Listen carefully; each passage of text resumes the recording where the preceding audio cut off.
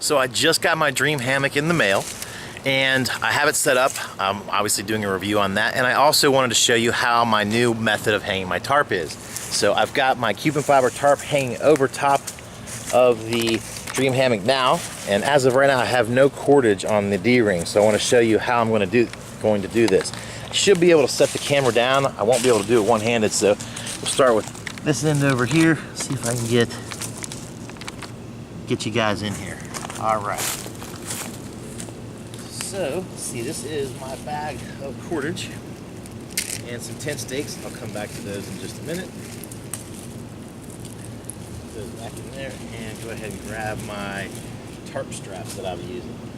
We'll have this a little more organized. I just happen to throw these all in a bag at this particular time. So, all right, here you go. So this is one of the straps that I'm using. I made a loop here with this little tiny Dutch hook. So that will go around the tree, and then I will use this Wasp, it's also by Dutch, to tension the tarp down. So I'm gonna have to go on both sides. This is the first time I've used it, so I'm gonna go ahead and try this out and see how it works. I know my tarp will go down a little lower than the tree straps here. Probably right about here. Just clip it into the Dutch hook, kind of sits down a little bit. Then you take this end, get the stick out of my foot. Take this end through your D-ring. So the D-ring on the tarp here is here. Put through the D-ring, then come up to the Wasp, and you want to click it in this little mouth of the Wasp. Put it in there, then I run it around the antenna and then back through. So we're going to hold that in place while we do the other side.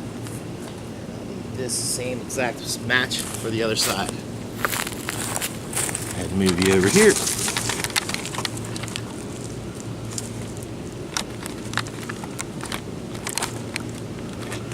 All right. So I will take my little Dutch hook, which should be located right here, wrap it around this tree, then clip it on.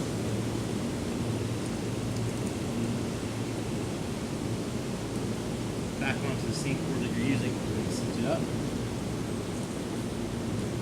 Then take this end with the Wasp on it, go through the D-ring, bring it back to itself. Now it looks like in order for me to get some tension, I'm going to need to bring the Wasp a little closer to the tree, so I will do that now. So you just pretty much pull on it, and then get it to where you want it. So I want to make sure that the tarp covers up my hammock. It's a 10-foot hammock with an 11-foot tarp. So that should about do it. So I will take this here. Make sure I get it a little bit further over. So I'll take this here, put it in the mouth. Help I was coordinated today. There it is. Put it in the mouth, tighten it up, wrap it around the antenna, and back through itself. So now I've got this side covering my hammock. So I'm going to go back and adjust the other side. I could probably bring you with me on that. There you go. So it's so easy to do. Now that I know where it's at, I'll just basically take it through this mouth and pull it tight. Looks like I'll need to adjust this Wasp just a tiny bit. Well, like I said, this is the first time I've set it up, so it takes a little adjusting the first few times to do it, but once you get it, like a little slack there. There, looks perfect. Alright, so now I've got my Wasp here. Go to the mouth, around the little antenna, and then back through it. It's just a mechanical advantage is what it is. So now you've got, the tarp is nice and taut. Now I don't have it staked down yet, but you can kind of get an idea of how it looks once it's, got the ridgeline. And I probably want to loosen it up a little bit more than that.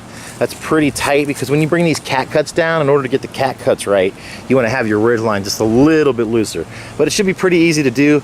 I can just take some minor adjustment, and then I'll stake these out, and then you can kind of adjust it where you want it. So there's an idea of how to hang the Ridgeline. I haven't figured out what I'm going to do for my bottoms yet. As of right now, I just have, I stole this from an old tarp, and I think I've got some line locks on there. Yeah, we've got line locks on there, but I haven't even figured out a way to connect those two. So I'll have to use some continuous loops or something to hook that on with the tarp. But then it basically just tarps down to a stake on the ground. This is my hammock gear Cuban fiber tarp, by the way. Love this thing. It's super light with all the cords and everything. It weighs about 8 ounces. That's even with this Dutch gear. Here's the Wasp in full effect, so you can kind of see how it does. But you go through this mouth, then around this little antenna, and then back through the wing on this side, and that creates that mechanical advantage to keep the tarp nice and taut. There you have it. That is how I hang my tarp. Now, I've never seen anyone do it like this. I've seen continuous ridgeline. See, this is just a split ridgeline. So if you look up underneath the tarp, it doesn't have a ridgeline that runs all the way through for the tarp. Now, I have one for my hammock, my beautiful dream hammock, but not for the tarp itself. I just opted to go with the split ridgeline just because I thought it was easy to use 2 Wasps and then just connect it, so you're not, I don't know, you don't have to run a cord all the way through. But that's just my personal opinion. Thanks, guys. Oh, click and subscribe. I'm trying to grow this channel, so please subscribe.